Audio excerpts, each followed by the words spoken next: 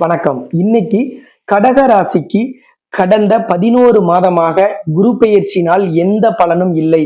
அது ஏன்? குரு முடங்கி இருந்தாரா? எந்த கிரகத்தினால் குருவின் பலன் கிடைக்கல? இல்ல ஒருவேளை அஷ்டமச்சனி நடக்கிறதுனால நடக்கலையா அப்படின்னு பல்வேறு சந்தேகங்கள் இருக்கும்.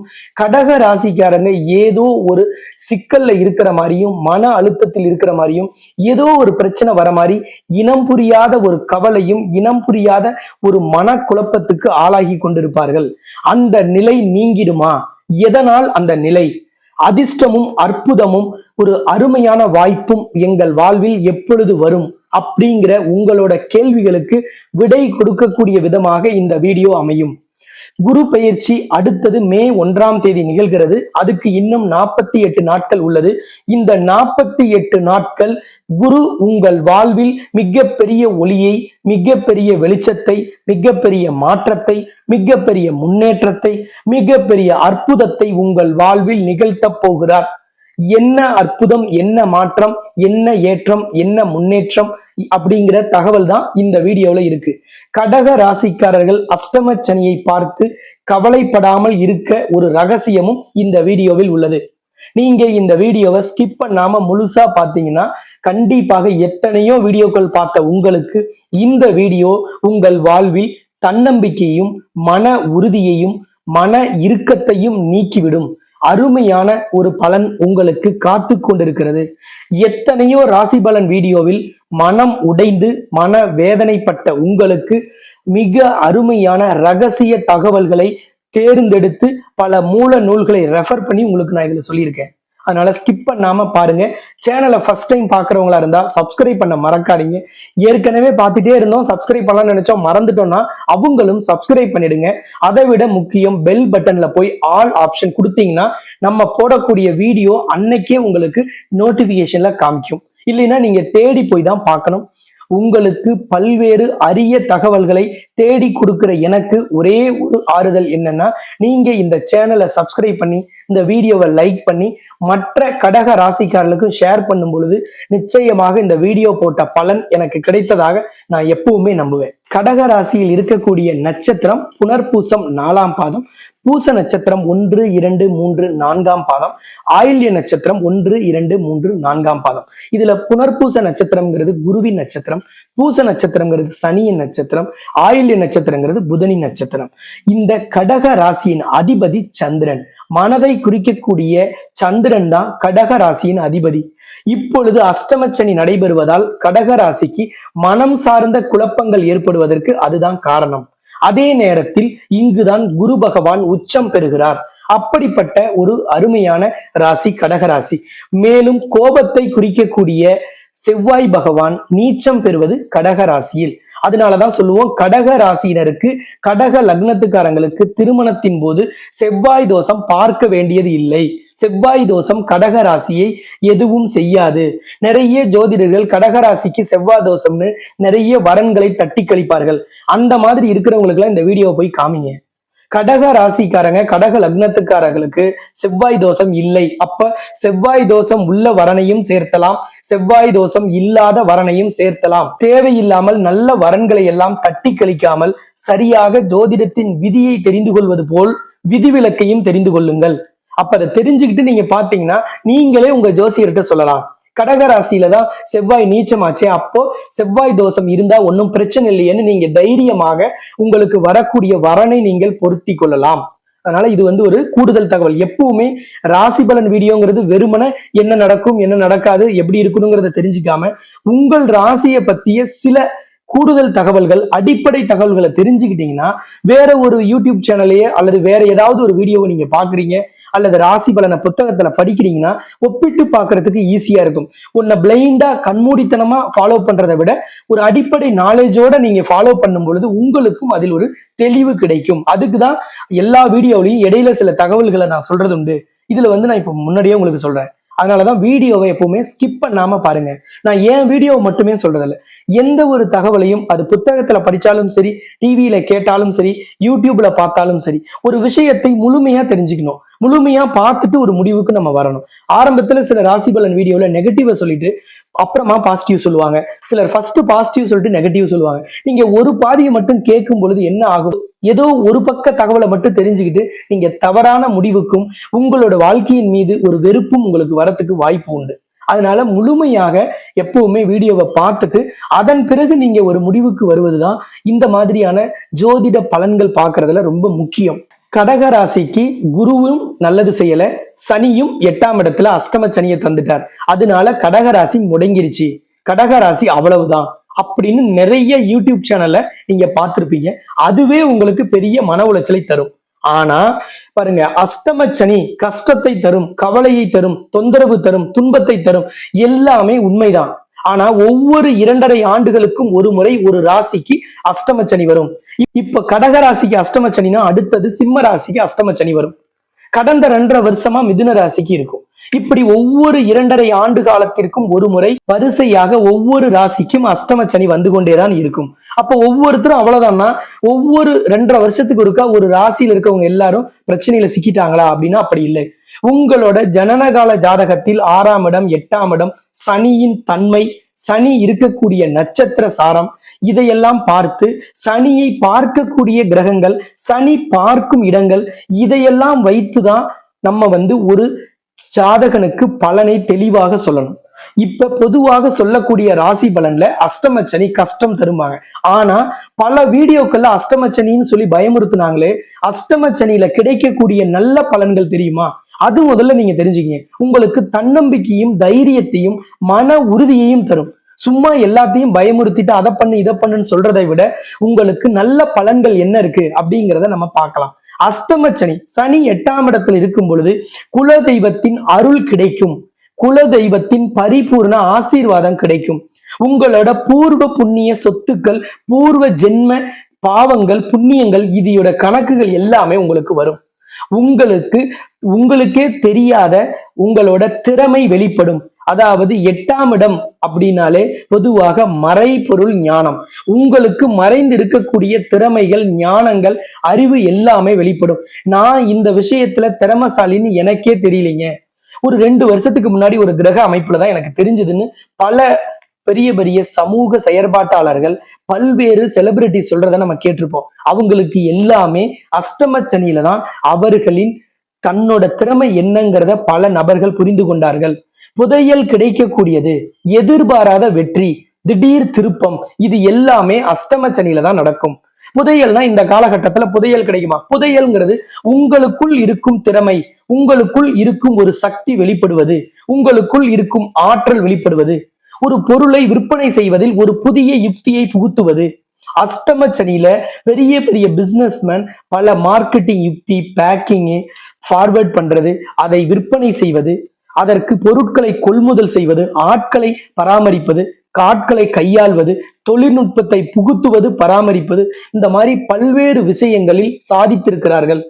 ஒருவர் செய்யும் தொழிலில் அவர் மிகப்பெரிய நுணுக்கத்தையும் மிகப்பெரிய ஒரு சாதனையையும் செய்வதற்கு 8ஆம் இடத்தில் இருக்கும் சனி பெரிய அளவுல சப்போர்ட் பண்ணும்.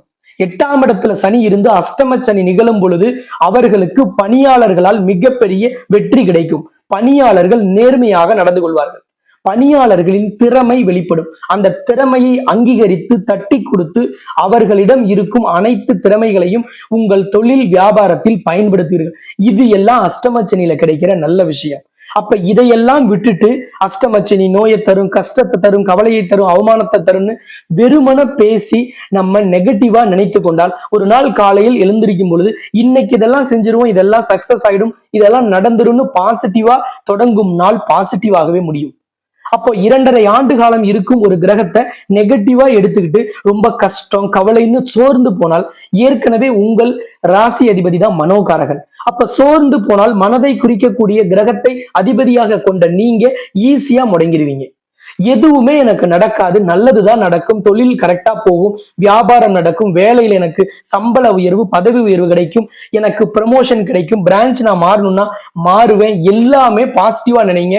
நிச்சயமாக இன்னைக்கு எழுதி வச்சுக்கங்க, இந்த 2.5 ஆண்டு காலமும் உங்களுக்கு சிறப்பாக நடக்கணும், அஷ்டம சனி பாதிப்பு இருக்கக்கூடாதுன்னா நீங்க ஒவ்வொரு நாளும் நடக்கும் நெகட்டிவாக ஏதேனும் நடந்தால் அதை பாசிட்டிவாக எடுத்துக்கொண்டு பழகிவிட்டால் ஒண்ணுமே இல்லைங்க, சிம்பிளா சின்ன கிளாஸ்ல படிச்சிருப்பீங்க.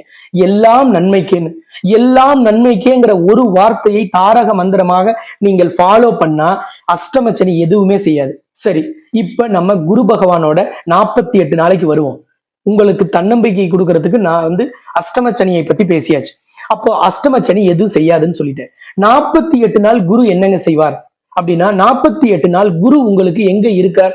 10ஆம் இடமான தொழில் ஸ்தானத்துல இருக்கார்.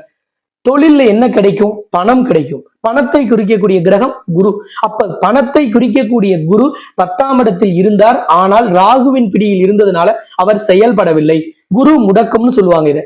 குரு முடங்கி இருந்தார். இப்பொழுது குரு தனித்த இடத்திற்கு வந்து விட்டார்னு அர்த்தம். இப்ப இருக்கிற கிரக அமைப்புல ராகு விலகியதும் குரு விலகியதும், அதாவது ராகு ரிவர்ஸ்ல போவார், குரு ஃபார்வர்ட்ல வருவார். அப்ப இந்த கிரக அமைப்பு குரு ராகு பிடி விலகி விட்டது. தனித்த குரு 10ஆம் இடத்தில் இருக்கிறார். தொழில் ஸ்தானத்தில் தனகாரகன்.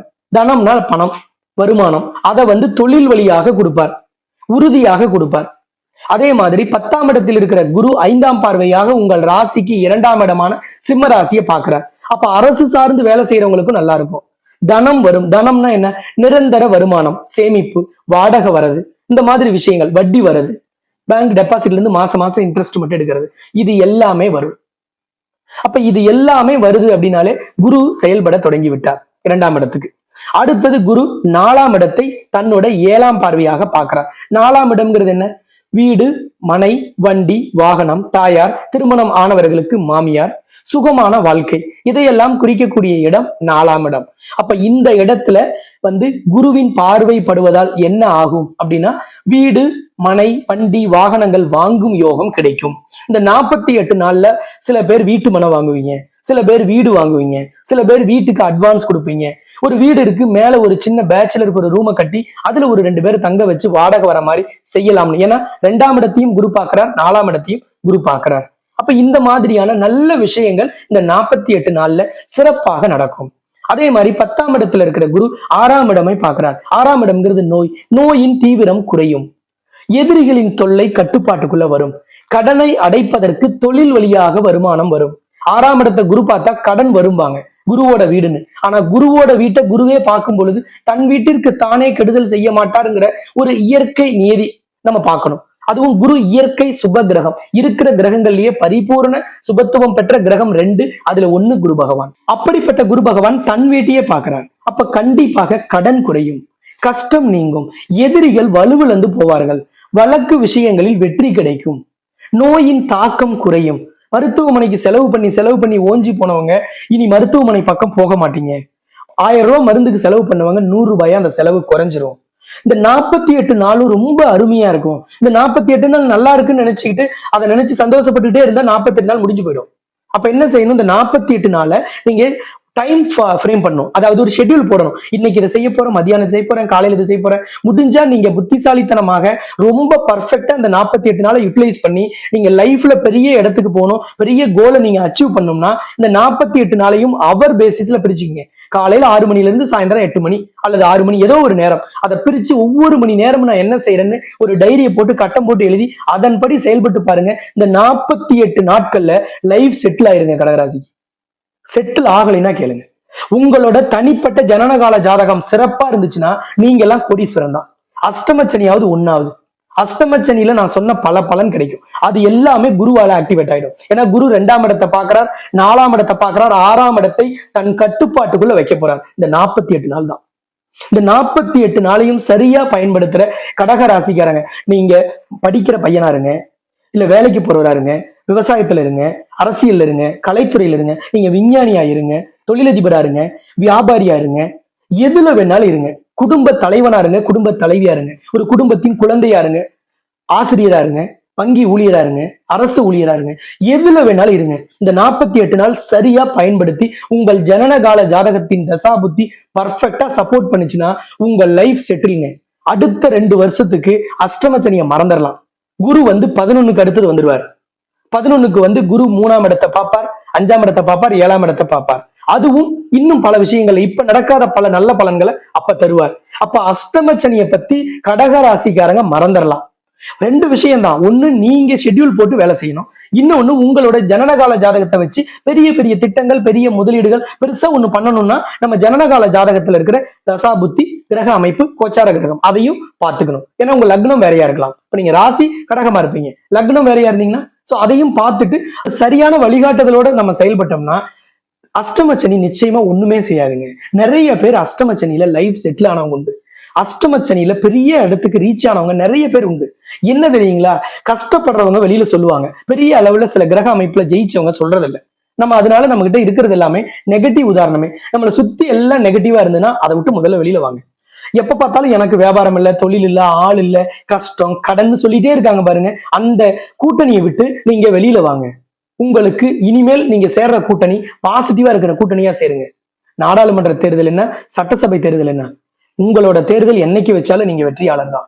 உங்களை சுத்தி பாசிட்டிவான வளையத்தை உருவாக்குங்க, நீங்க நிச்சயமா வெற்றியாளர். இந்த 48 நாள்ங்கிறது இனிமேல் கிடைக்குமா அப்படின்னா கிடைக்காதுங்க. இந்த மாதிரி ஒரு கிரக அமைப்பு இனிமேல் கிடைக்காது. 10ஆம் இடத்துல இருந்து குரு போயிட்டு நம்ம 12 வருஷம் கழிச்சு வருவார். இன்னைக்கு 30 வயசுல தொழில் பண்ணீங்கன்னா அப்ப 42 வயசு ஆயிடும். இப்ப 42னா அடுத்தது கணக்கு போட்டுக்கோங்க, 54. சோ ஒண்ணுமே நடக்காது. கிடைக்கிற காலங்கள்ல கிடைக்கிற கிரக அமைப்புல என்ன பாசிட்டிவ் இருக்குங்கிறது தான் ஜோசியம். அது ஆயிடும் இது ஆயிடும் சொல்லி எல்லாத்தையும் முடக்கி வச்சுட்டா என்னதான் செய்யறது?